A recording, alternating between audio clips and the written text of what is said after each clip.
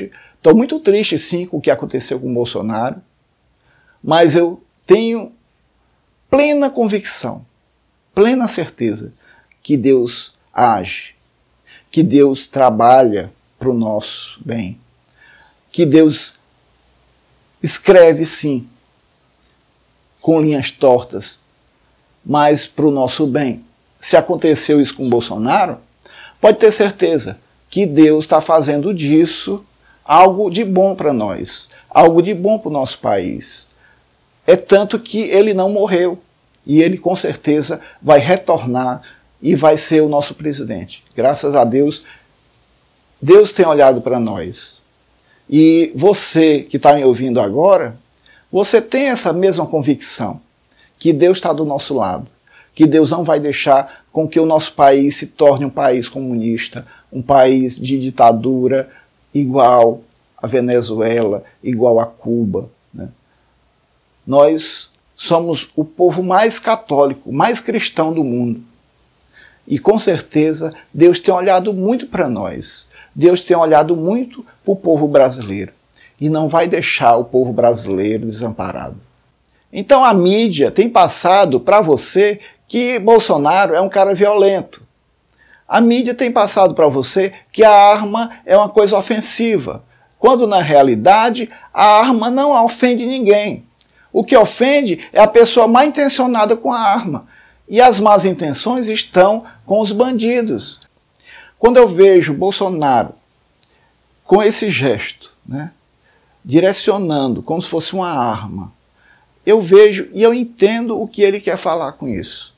O Bolsonaro, ele sempre pautou a questão do armamento, porque é de extrema necessidade que a população tenha como se defender. Então, quando o Bolsonaro faz esse gesto, ele quer dizer que o cidadão tem que ter a condição de se defender, a condição de ter a arma também para se defender, porque o bandido tem a arma, você, cidadão, não tem. Então, a força está desequilibrada. Se o bandido está armado, o cidadão tem que estar mais armado ainda. Ele tem que ter uma força muito maior para poder se defender. É isso que Bolsonaro tanto fala. Porque a esquerda quer desarmar o cidadão, quer deixar o cidadão indefeso. Todos os países onde a esquerda toma o poder se torna um país ditatorial. Então esse país ditatorial faz com que o cidadão seja reprimido e não possa se defender. Então é isso, pessoal. Falar de arma não quer dizer que todo cidadão vá se armar, que as pessoas vão se armar e vão lá um metralhar o outro, não. Isso não é verdade. Essa condição do cidadão desarmado, essa é uma condição nova. Agora, há pouco tempo, qualquer pessoa podia comprar uma arma. E nem por isso ninguém andava matando ninguém.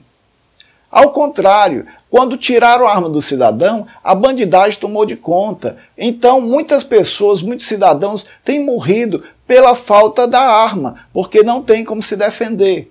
Então se criou no Brasil uma cultura de que a arma mata, né? De que a arma é ofensiva, de que a arma é prejudicial.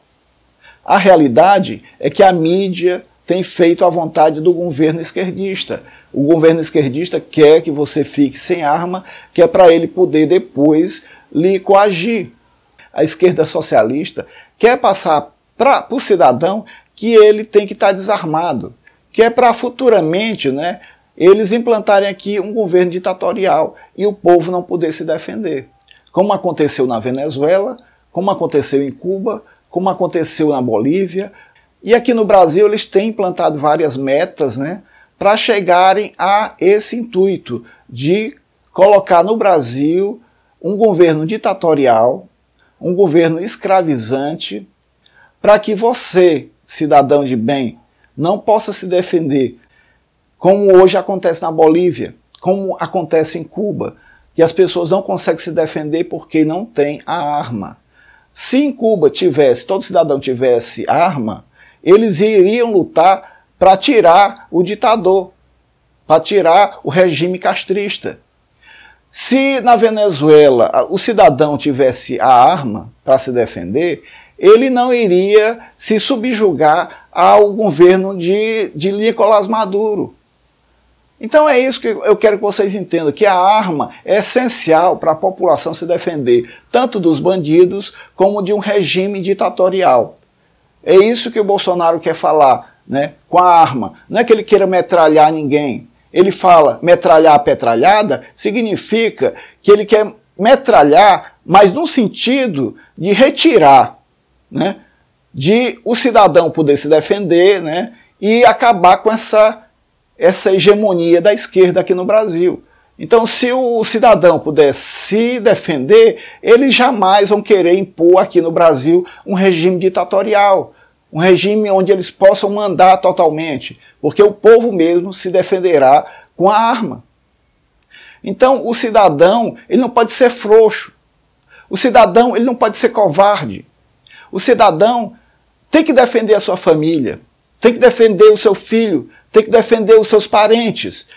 Então o cidadão armado, ele vai lutar sim contra um regime ditatorial, para o Brasil não se tornar uma Cuba, para o Brasil não se tornar uma Venezuela, para o Brasil não se tornar um regime fácil de ser manipulado, de ser mandado, de ser induzido a essa ditadura. Então a esquerda quer isso, a esquerda quer que o indivíduo, que o cidadão fique inofensivo, fique despreparado para que eles possam futuramente impor um regime comunista, um regime ditador. Você quer isso para você? Você quer uma ditadura aqui no nosso país? Você quer uma ditadura de esquerda? Muitos falam da ditadura militar, né? Quando na realidade não teve ditadura, teve um regime de militares. Teve um regime onde os militares tomaram o poder, mas com a aprovação do Congresso Nacional, mas com a aprovação da classe, né, das classes dominantes da época, né? Então, naquela época, houve sim, os militares tomaram de conta do nosso país. Houve uma ditadura, mas não uma ditadura como acontece em Cuba, não como uma ditadura como acontece hoje na Venezuela, mas um regime militar, onde os militares tomaram o poder para não deixar que os comunistas tomassem, né, o poder também. Então foi um poder que se superou ao outro, né? O poder dos militares se sobrepôs, né, aos comunistas que queriam tomar à força o nosso país. Então, se nós hoje fôssemos dominados pela esquerda daquela época, hoje seríamos uma Cuba, seríamos uma Venezuela. Entenda isso. Então, não houve uma ditadura propriamente dita, porque os militares não tiraram a nossa liberdade. Os militares, naquela época, nos deram a liberdade, nos retiraram daquele sistema que estava sendo implantado. Então, iria aqui acontecer uma ditadura do proletariado. Essa mesma ditadura foi imposta em Cuba e foi imposta na Venezuela. Então, agradeçam os militares por ter reagido naquela época, né? Coisa que hoje não está acontecendo. Hoje a esquerda está querendo, sim, dar um golpe, implantar aqui um regime ditatorial.